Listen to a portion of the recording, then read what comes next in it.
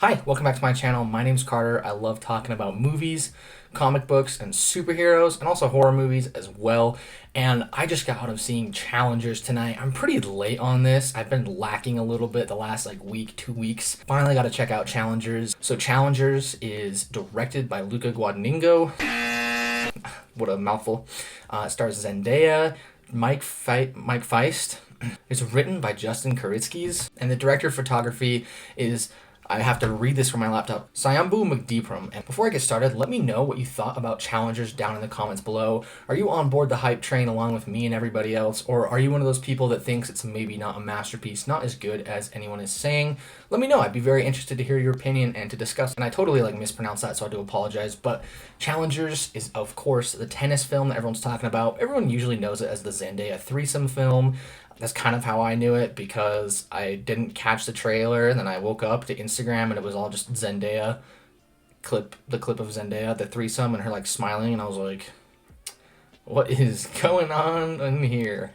But honestly, this movie is so much more than that, and I genuinely hope that stigma didn't get people to just write this off, because this is a truly amazing movie. It's so well written. The script is just airtight. Sorry, I jumped too early into the positives. We're in the positives. The script is so well done. It's a film that has multiple timelines. It's told in a non-linear fashion, so it'll start out at a tennis match, go back in time to tell how these two people or three people met, go back in time some more, tell a tournament, go forward in time, not to the tennis match, but before the tennis match, go back, and it's crazy, and there's so much going on to where I think maybe a little tiny bit I got lost. That's just my action movie brain being fried, cooked on a platter in front of this film. So honestly, I think if I had maybe a few minor complaints, which I will, I'll kind of put them in a mixed nitpick section. That might be one of them. But other than that, the writing is just really phenomenal. There's a lot of great callbacks, payoff, and execution that's done so well. Execution, payoff of those actions that come earlier in the script can be really hard to write, and a lesser writer, or maybe someone who on an earlier draft maybe might have messed that up, maybe wouldn't have perfected the execution. But there's payoffs in the last third of this film that I had our theater gasp. I got the chills. Mallory was like, whoa, whoa, whoa.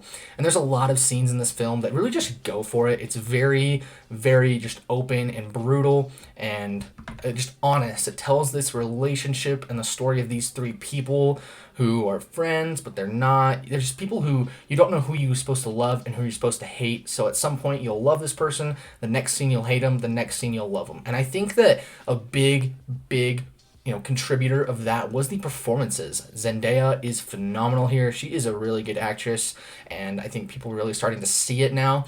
Mike Faist is really good as Art, and Josh O'Connor as Patrick is so perfectly douchey, yet just very desperate, and he just plays very smug very well in a way that I really dug. Very clueless yet smug, if that makes sense. It'll make sense when you see the film, but I thought he gave a phenomenal performance. The direction by Luca Guadagnino is really great as well. He is able to just make all these moving parts come together and fit as a whole.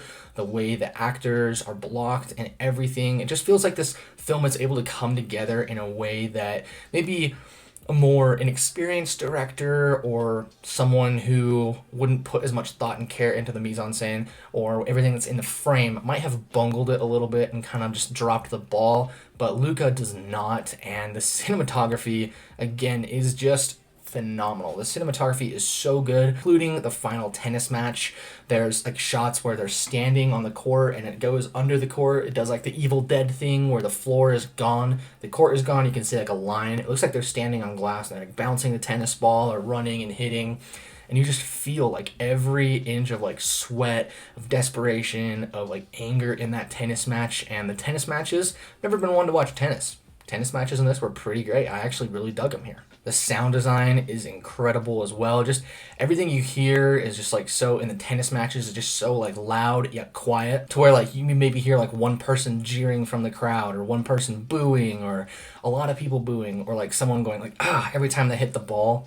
Something funny that I caught on is for Mike Faist, they only had one or two noises. He's and during the slow motion scene, there's one where he literally goes and I think everyone in the theater died laughing. It's not supposed to be funny, I don't think, but because of that just sound being reused, it felt like over and over and over. People just laughed, and it didn't take me out of the movie. It's not like a negative. It's just an observation I made that I thought was pretty funny. This film is also brilliantly edited. There's a lot of fantastic match cuts or quick cuts here between people. Someone will hit a tennis ball and it'll cut to someone walking, or you'll see two different people hit a tennis ball and it just cuts so well to where you know exactly what's going on, and the shots just make it so interesting, so engaging. The dynamic feel of the camera, it's on the move so much. There's zooms, there's dollies. It just feels so energetic and so magnetic. It just draws you in. And finally, the score by Trent Reznor and Atticus Ross is great as well. I do think there's maybe one or two themes or one or two motifs that were used a little too often. Again, that's just like a minor nitpick. This is a film to where the only like real criticisms of it are just like some minor nitpicks that I have. Like I said before, the Mike Faist just moaning was kind of weird, and I think the biggest problem I had was maybe the sound mixing. I don't know if it was my theater. Let me know if you had a different experience, but in my theater, the sound and the score would just come in booming at times where it felt like an engaging dialogue scene and I was invested, but then the score just boomed in and I was immediately just shaken out of it. And it really kind of bugged me after like the third time because the score would drown out the dialogue. That might just be a theater thing, but it still affected my experience in a negative way. I'd say that's like my only complaint really, is I was just like, dude, come on. There's a certain period of time where it jumps between so many different things to where you can catch on because of like Zendaya's hairstyle or like Patrick's scruff, but it still took me a second to kind of catch on. There was like a brief second where it jumped in time where I was like, whoa, whoa. So just keep that in mind. This film does, and my computer just got an email. Nice. The TIE Interceptor is out. Thank you, Lego. And it does jump around quite a bit, so just keep that in mind when you go see the film. But overall, Challengers is a phenomenal film. I will definitely be watching more of Lucas films, definitely be keeping Justin Kuritzkes on my radar, and seeing what else that cinematographer is up to. Overall, guys, Challengers is an easy, like, 9 out of 10. Probably my second or third favorite film of the year. As always, guys, thank you so much for watching. The support has been incredible. I'm so close to 500. I shot both my Invincible Season 2 review, and that's almost done editing, and I shot my horror video. It's about 70 minutes of footage, so I'll need to dive into that hopefully soon. But as always, guys, thank you so much for watching, and have a great rest of your day.